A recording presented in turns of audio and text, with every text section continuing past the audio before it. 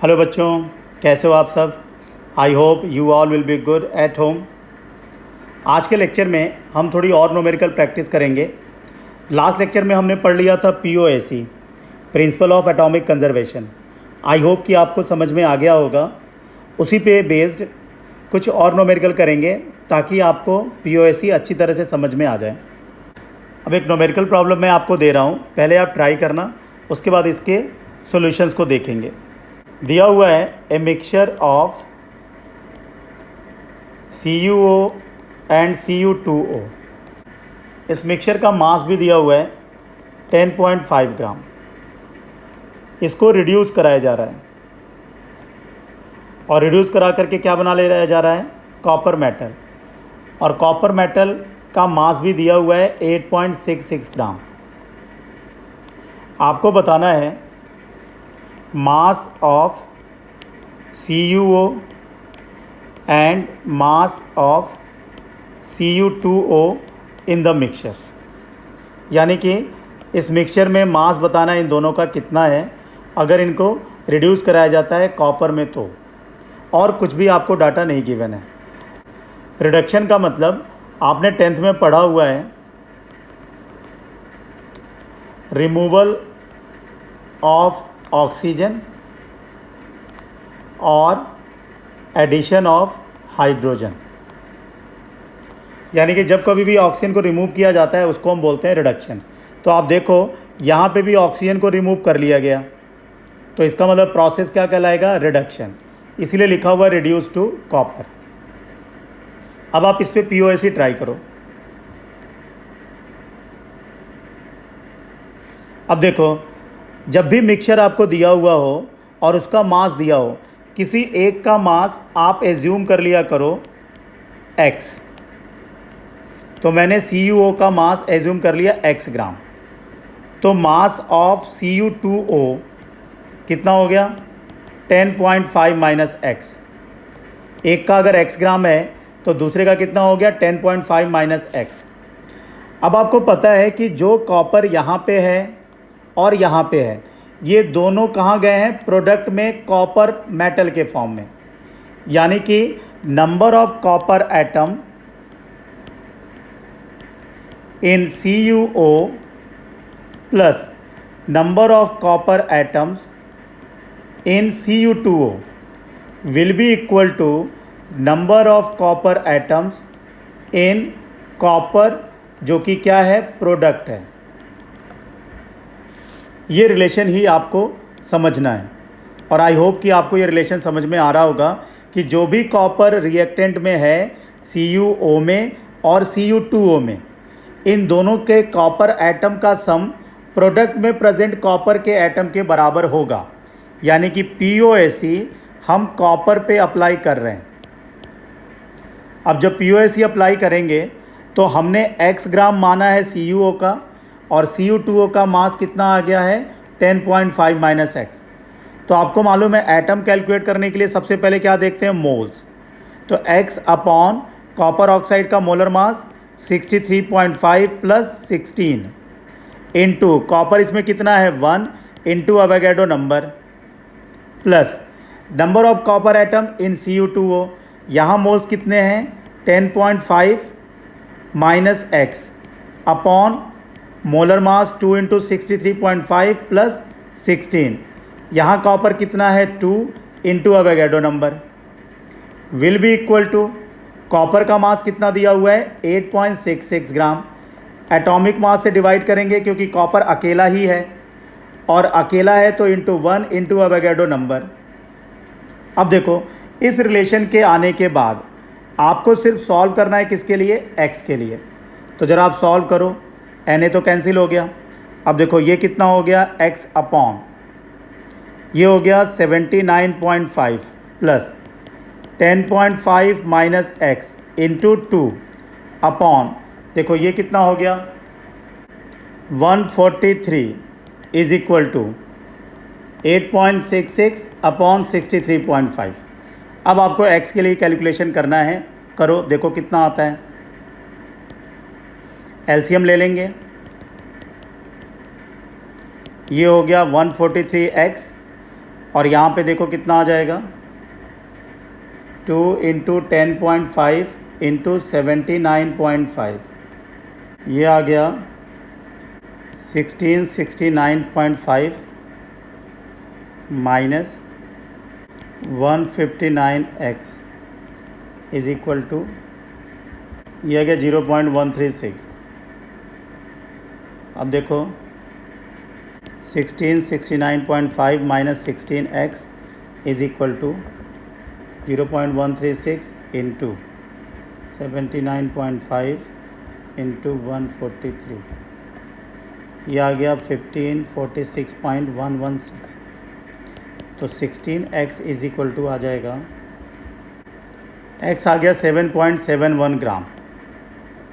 तो अगर x मिल गया तो यानी कि मिल गया ये मास ऑफ CuO, तो मास ऑफ Cu2O ये आ जाएगा 10.5 माइनस 7.71, और ये कितना आ गया 2.79 ग्राम।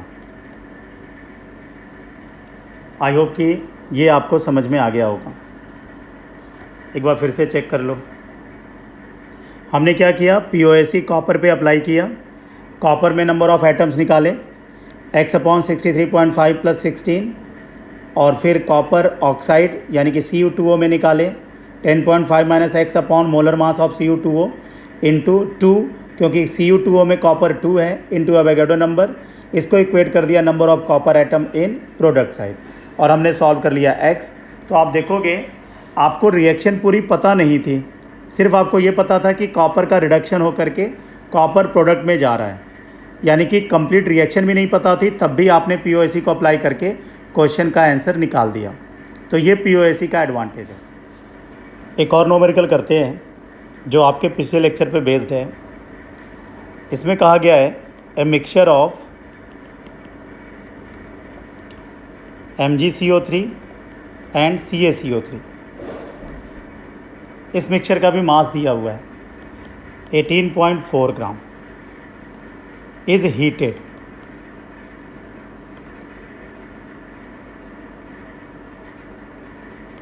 if volume of carbon dioxide evolved is 4.48 liter at NTP.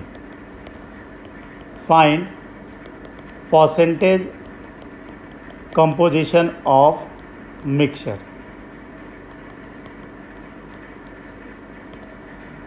ये क्वेश्चन है, आप ट्राई कर सकते हो।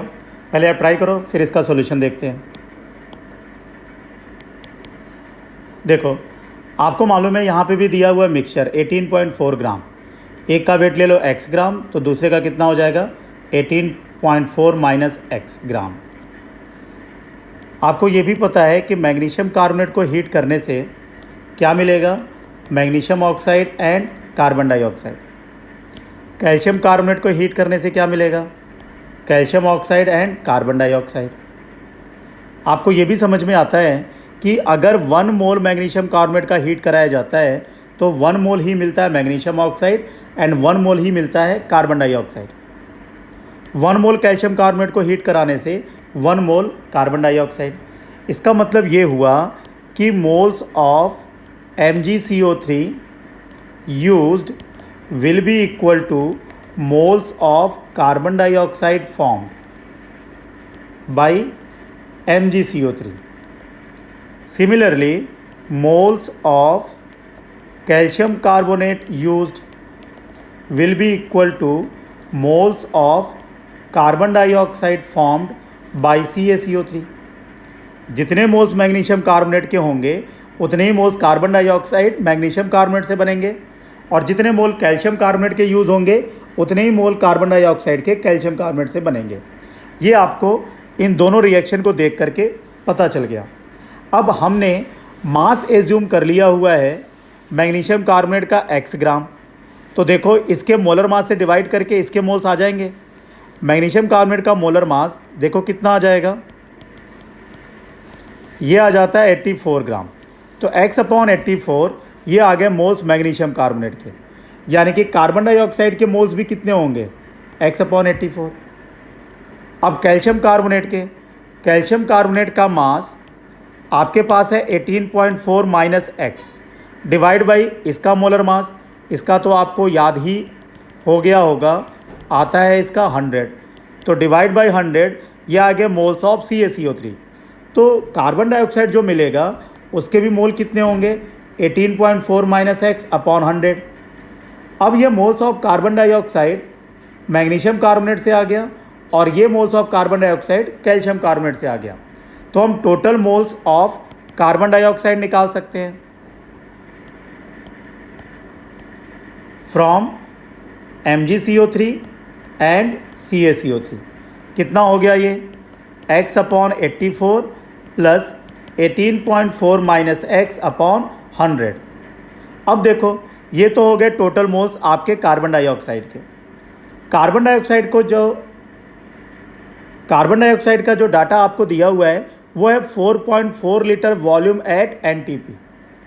आपको मालूम है जब कभी भी वॉल्यूम NTP पे दिया होता है तो मोल्स कैसे निकालते हैं, volume in litre at NTP किससे डिवाइड कर देते हो, 22.4 से, आपको मिल जाता है मोल ऑफ कार्बन डाइऑक्साइड।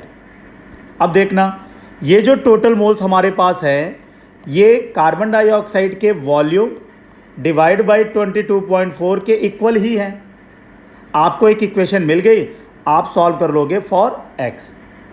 अब जरा x के लिए सॉल्व कर लो, जो x आएगा वो आ जाएगा मास ऑफ मैग्नीशियम कार्बोनेट और उसी से पता कर लेंगे percentage composition of magnesium carbonate. अब जरा सॉल्व करो x के लिए, एलसीएम ले लो, ये हो गया 100x और ये हो जाएगा, ये तो आ गया 0.2। अब यहाँ से हम सॉल्व करें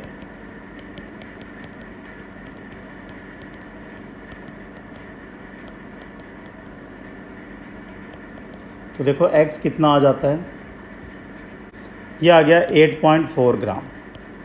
ये आ गया x यानी कि मास ऑफ MgCO3 आ गया। अब हमें क्या निकालना है, परसेंटेज कंपोजिशन। तो परसेंटेज कंपोजिशन क्या होगा, अगर मैंने MgCO3 का निकालना है तो MgCO3 का मास कितना 8.4, टोटल मिक्सचर का मास कितना दिया था 18.4 इंटू 100, ये आ जाएगा परसेंटेज कंपोजिशन और ये कितना आ जाएगा 45.6%। आई होप कि आपको समझ में आ गया होगा, नहीं तो एक बार आप फिर से इसको रिवाइज कर लो। Magnesium carbonate and calcium carbonate के हीटिंग से हमें मिला है कार्बन डाइऑक्साइड।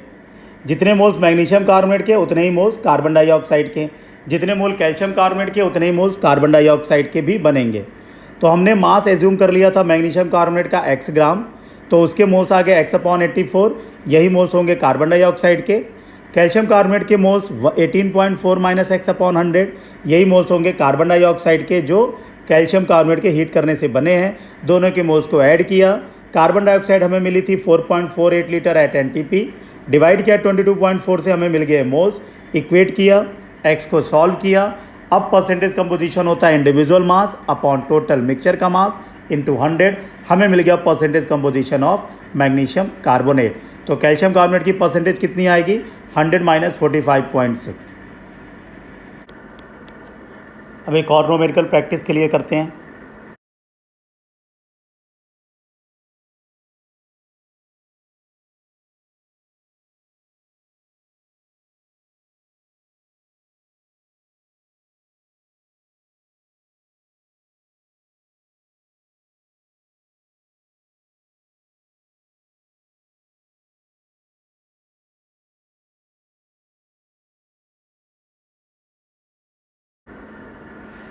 आपको ये क्वेश्चन दिया हुआ है, find volume of carbon monoxide at STP required to react with 0.25 mole of Fe2O3 as per the reaction given.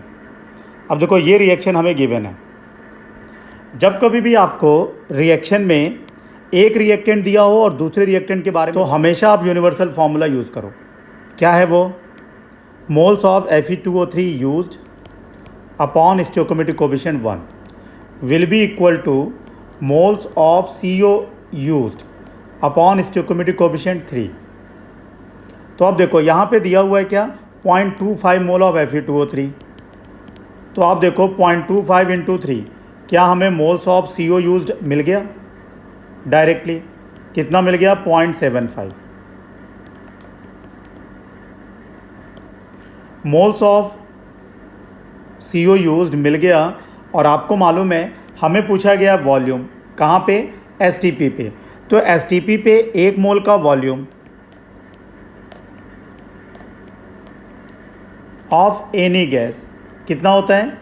22.4 litre. तो volume of 0.75 mole of carbon monoxide कितना हो जाएगा? 0.75 इंटू 22.4 कितना आ जाएगा? ये आ गया 16.8 लीटर। आप देखो इजीली आपने इसे सॉल्व कर लिया, क्योंकि आपको एक रिएक्टेंट दिया था, दूसरे का पूछा गया है। ये यूनिवर्सल फॉर्मूला यूज़ करो, या फिर आप जैसे रिलेशन बनाते हो कि 1 mole of Fe2O3 react with 3 mole of CO, यानी कि number of moles of CO will be equal to 3 times number of moles of Fe2O3 used. ऐसे भी आप सॉल्व कर सकते हो। ये क्वेश्चन है, what is volume of oxygen required to burn completely 1 litre of propane at NTP। तो आप क्या करोगे? चलो एक बार ट्राई करो। आप प्रोपेन के कंबस्शन की रिएक्शन लिखोगे।